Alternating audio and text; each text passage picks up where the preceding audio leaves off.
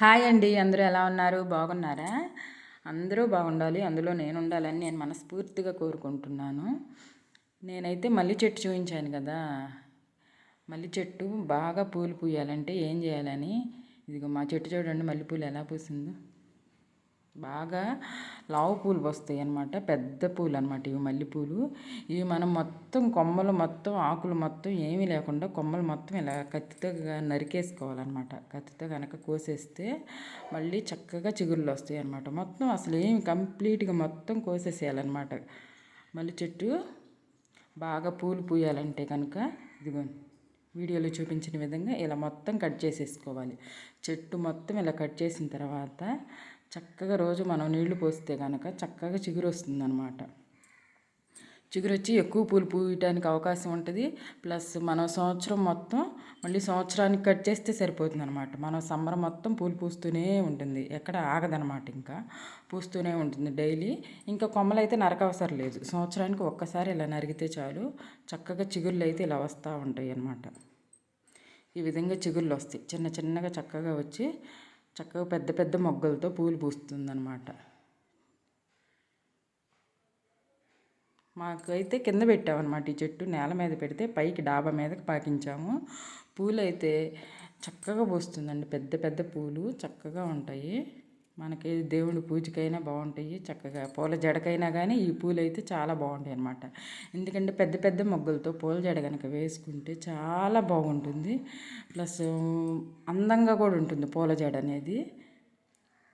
చూడండి మొగ్గలు అయితే ఎలా ఉన్నాయో, చాలా పెద్ద పెద్ద మొగ్గలు వచ్చినాయి అన్నమాట.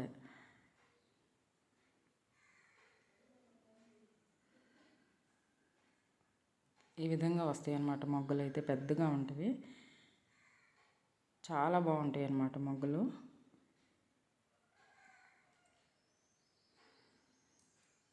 నేనైతే కట్ చేసి కూడా దాదాపు 15-20 రోజులు అవుతుంది. 20 రోజుల తర్వాత చక్కగా చిగురు వచ్చేసింది అనమాట. చిగురు వచ్చి ఇలా మొగ్గలు పువ్వులు చక్కగా ఉన్నాయి అన్నమాట.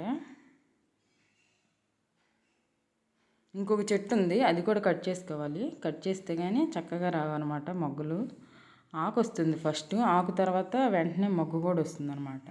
ఇవిగా మా చెట్టుని పూసిన పూలు అనమాట, సన్నజాజులు అండ్ మల్లెపూలు రెండు.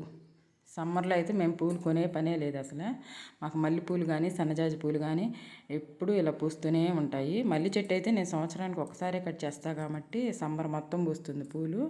ఇంకా వర్షాకాలం అంటారా 2-3 పూలు అలా పూస్తూనే ఉంటుంది, ఆగదు. పూలు మాత్రం పూయకుండా ఆగదు, సంవత్సరం మొత్తం అలా పూస్తూనే ఉంటుంది.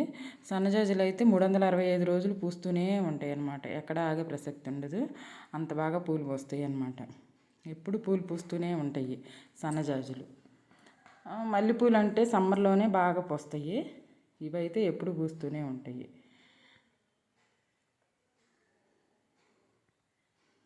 నేనైతే మాల కట్టేసుకుంటున్నాను అనమాట మా పూలు, మల్లెలు సన్నజాజులు. సన్నజాజులు అయితే తొందరగా వడిలిపోతాయండి, నైట్ టైం ఉంటాయి కానీ మార్నింగ్ అయితే ఉండవు ఎక్కువసేపు. అదే మల్లెపూలు అయితే మనం కట్టి మాల కట్టి ఫ్రిడ్జ్లో పెట్టుకుంటే వారం రోజుల దాకా అలానే ఉంటాయి అన్నమాట, నిల్వ ఉంటాయి అన్నమాట పూలు. సన్నజాజులు అయితే ఎక్కువ రోజులు ఉండవు.